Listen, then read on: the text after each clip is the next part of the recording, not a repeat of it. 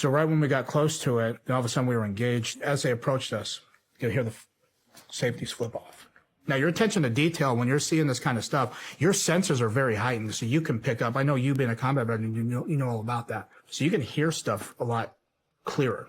And that's when you kind of picked up the hum that this object was doing along with these guys flipping their safeties off. When we were in a tactical column going towards the center of this thing, they actually came from the flanks, but it was more of a diagonal, like a corner of the room, so to speak, right? For them, in a tactical advantage, they have interlocking fields of fire on every single person. And they had a team of 8, right?